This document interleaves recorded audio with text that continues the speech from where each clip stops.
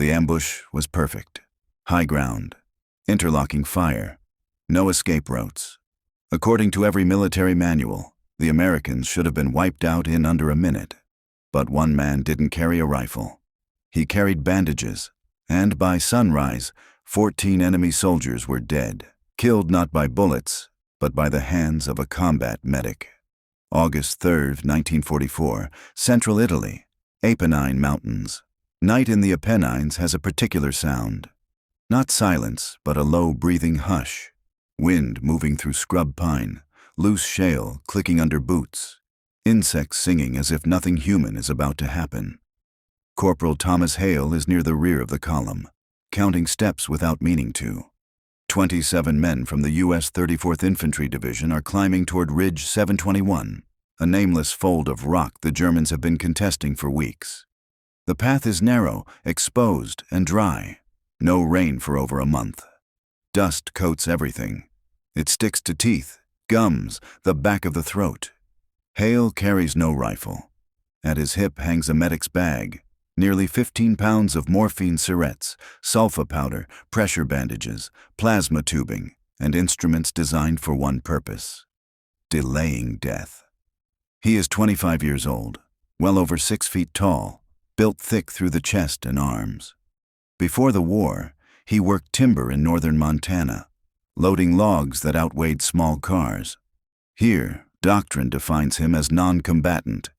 According to the Geneva Convention, medical personnel are protected. According to German mountain troops dug into Ridge 721, protection is a theory. The enemy has been waiting since dusk. Elements of a Gebirgsjäger platoon are positioned in classic enfilade.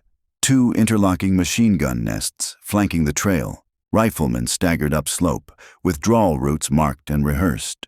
They've turned this ridge into a controlled funnel. American patrols have been probing here every night, and the pattern is familiar. The German platoon leader checks his watch. Timing is everything. Let the column compress. Let them step fully into the engagement zone. Ammunition is limited. Precision matters. The Americans advance anyway. From Hale's perspective, it feels routine. Another reconnaissance climb, another dark ridge. He's thinking about a letter he hasn't answered, about the private ahead of him coughing blood into a handkerchief he pretends is nothing serious. Hale plans to walk him back to Battalion 8 at first light. He doesn't see the tripwires.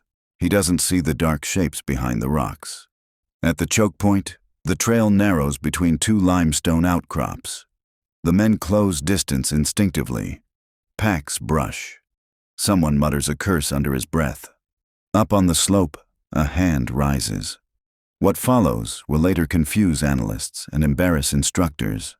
It will be summarized in after-action reports with language that avoids adjectives. It will earn a citation that reads more like legend than regulation. But at this moment, none of that exists. The German troops are confident. They know American reactions. They know medics focus on wounded, not threats. They know panic travels faster than orders. They believe they control the next 30 seconds. The first MG-42 opens from the left. The sound is not like gunfire. It is mechanical, violent, continuous. The ridge strobes white-orange. Tracers cut the dark in flat lines. Stone explodes into dust. Men fall before they understand what's happening. The point man collapses instantly. Another soldier spins sideways and disappears off the trail. Shouts turn into screams. Return fire is wild, blind, ineffective. The patrol is trapped. Hale hits the ground hard, air forced from his lungs. His medic bag slams into his ribs. Training overrides fear. Find wounded, stop bleeding, keep them alive. But the kill zone is total. There is nowhere to crawl that isn't covered. Decades of physical labor do not disappear under fire. They condense. Every frozen fence post pulled from Montana clay, every runaway steer wrestled into submission, every winter spent breaking ground with bare hands, those years collapse into a single, violent motion. Hale closes the distance before the rifleman completes his swing. His left hand smashes the barrel aside. His right hand does not hesitate. It locks onto the man's throat with instinctive certainty. fingers sinking into soft tissue, thumb driving into the vulnerable hollow beneath the jaw. The German tries to shout. No sound comes out. There is no room for mercy. This is not rage, it is calculation stripped of language. If Hale lets go, the wounded behind him die. The soldier claws at Hale's face, boots scraping uselessly against stone. The struggle lasts seconds. Then resistance fades. Hale feels structure give way, cartilage collapsing, something deeper shifting where it should not. The body slackens and drops. Hale does not look at it. Another shape is already moving through the smoke. This one is closer, bayonet fixed. The blade flashes in the muzzle light. Hale's mind has moved past training, past rules, into something older than armies. The soldier lunges. Hale steps inside the arc of the weapon and wrenches it aside. This time, he does not reach for the throat. He grips the man's head, fingers spread, palms locking bone in place. There is surprise in the soldier's eyes, then fear. Hale drives the head downward. A limestone outcrop catches it. The sound is dry and final. Once is enough. Hale releases him. The body slides away, limp and unrecognizable as a threat. Only then does sensation return. His hands tremble, not with doubt, but with chemical overload. Adrenaline floods muscle and nerve. The firefight continues as if nothing has changed. Orders are shouted in German. Americans cry out for help. The lieutenant is still alive, dragging himself by his elbows, one leg useless. Two more wounded men are trapped in a shallow fold of ground below the trail, pinned by fire from above. From a tactical perspective, the situation is irrecoverable. The patrol has been cut apart. Casualties exceed 50%. The enemy controls elevation, fields of fire, and maneuver. No artillery, no armor, no reinforcement within reach. This is the point where doctrine predicts surrender or annihilation. Hale does neither. He rises and moves directly into the fire. Not crawling, running. Rounds tear past him. One strikes his thigh, punching through muscle. The leg nearly buckles, but holds. Another round clips his shoulder, spinning him sideways. He corrects and keeps going. He reaches the depression and drops in beside the wounded. One man is blinded, face torn by fragments. The other has been opened from hip to navel, hands pressed uselessly against what will not stay inside. Both are conscious. Both understand what is happening.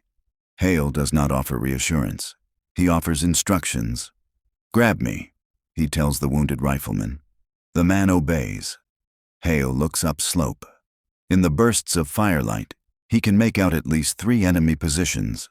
More movement behind them. They have ammunition. They have time. They expect the Americans to break. They do not expect a medic to stand up again. Hale shifts his body to shield the wounded, drawing fire onto himself. Every round aimed at him is one not aimed at the men bleeding beside him. He knows this. He accepts it. This is no longer about survival. It is about refusal. They did not account for the hands. Hale hooks the abdominal casualty across his shoulders in a crude fireman's carry. The man weighs nearly as much as Hale himself, dead weight made worse by shock. The blinded rifleman latches onto Hale's web belt, stumbling in his wake, tethered by instinct. This is not a withdrawal. Hale does not move downhill along the obvious route. He traverses the slope sideways, cutting across the enemy's firing lanes, forcing them to adjust angles under pressure. It is a heretical movement. No manual recommends lateral motion through a prepared kill zone while burdened with wounded. 15 yards ahead, a German infantryman steps out from behind a slab of stone, magazine half-seated, attention elsewhere. Hale drops the wounded without ceremony and closes the gap in 4 strides. The soldier looks up just in time to be struck. The kick lands squarely in the chest. The impact throws the man backward into the rock face with a hollow crack. Hale is already on him, delivering blows that are not aimed but terminal. The fight ends before it can become won. Hale takes the man's submachine gun. He does not examine the body. He resumes movement. Gunfire tracks him now. Rounds tear through scrub and stone. One punches through his thigh again, same leg, slightly lower. Muscle locks. Pain flares white-hot, but the joint holds. He reaches the wounded officer, still clawing forward with his arms. Hale drags him clear, one man in each hand, the blind rifleman clinging to his back like ballast. From the German perspective, something has gone catastrophically wrong. The ambush has exceeded its planned duration. Ammunition expenditure is higher than projected. Fire discipline is degrading, and one American, clearly marked as medical personnel, is moving freely within the engagement area, extracting casualties under direct fire. Hale drops into a shallow gully and rolls the wounded into partial cover. He checks the captured weapon. Fewer than 20 rounds remain. He looks upslope. 4 firing points visible, possibly more beyond. Textbook response dictates disengagement. Hale advances instead. He climbs out of the gully and walks uphill, pace even, posture upright. Blood fills his boot. Each step makes a wet sound he does not notice. The German soldiers see him and hesitate. This is not how American infantry behave. This is not how medics behave. Their training offers no category for what is approaching them. Hale fires controlled bursts. One man falls. Another disappears behind stone. The weapon runs dry. Hale discards it. He picks up a rock, dense limestone heavy in the hand, and throws it with practiced violence. It strikes a rifleman in the shoulder, knocking him off balance. Hale closes immediately, rips the rifle free, and uses it as a club. The fight ends at arm's length. Hale takes ammunition, grenades, anything that will keep the wounded alive another minute. Behind him, Americans call out. In front of him, the German line folds inward, cohesion unraveling. Fire slackens, orders overlap. The engagement collapses not from counterattack, but from incomprehension. At first light, the ridge is quiet. Smoke drifts low across stone. The wind carries only breath and pain. The wounded lie where Hale placed them, alive. German officers arrive expecting confirmation of a successful night action. They find disorder, 14 dead, not clustered, scattered. Several positions abandoned, equipment dropped, shell casings insufficient to explain the losses. More troubling are the bodies. One man with no ballistic trauma, trachea crushed inward by force consistent with a human grip. Another with catastrophic cranial damage against exposed rock, angle inconsistent with a fall or blast. A third with blunt force trauma to the chest, boot sole pattern still visible through torn fabric. The damage to the bodies defies easy classification. Several rib cages have collapsed inward, bone fragments driven deep enough to rupture lung tissue and pierce the heart. There are no blast signatures, no shrapnel patterns, no evidence of indirect fire. The German lieutenant radios his battalion commander before dawn. Together they walk the slope, recounting the dead, searching for something, anything that fits known cause and effect. They find none. Only stone, blood, and corpses killed in ways infantry manuals do not describe. One man is alive, barely.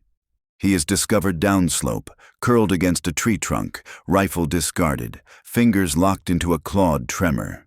He cannot stop shaking. When questioned, his answers are disordered, looping, fragmented. He speaks of a giant, an American who would not fall, who closed distance under fire, who used hands when weapons failed, who kept advancing when anyone else would have bled out. The commander initially dismisses it as acute stress reaction, until 3 others, separated, interviewed independently, describe the same figure, a medic, clearly marked. No rifle, yet impossible to stop. The accounts are consistent enough to be troubling. On the American side, evacuation teams recover the wounded at first light. Hale is among them. He is barely conscious. His uniform is soaked dark with blood. His hands are swollen beyond recognition, knuckles fractured, fingers misaligned, tendons torn loose. Both legs have been penetrated by gunfire. Blood loss alone should have been fatal. As he is carried downhill on a stretcher, the men assigned to him keep looking at his hands, trying to reconcile what those hands must have done. At the regimental aid station, surgeons work for nearly 6 hours. Bullets are removed, arteries repaired, fingers reconstructed as best as possible. The casualty chart lists over 20 distinct wounds. Any fraction of them should have ended his fight. A colonel visits while Hale is still unconscious. He reviews reports, interviews survivors, cross-checks timelines. The testimony aligns with physical evidence. The conclusions do not align with doctrine. 1 unarmed medic, multiple enemy dead, wounded extracted under sustained fire. The colonel forwards a recommendation for the highest decoration available. But before it can proceed, he needs context. He needs to understand what kind of man existed before the mountain. The investigation begins far from Italy. In a flat agricultural town in northern Montana, population scarcely 2,000, Army investigators speak first with Hale's father, a rancher, broad-shouldered even in his 60s.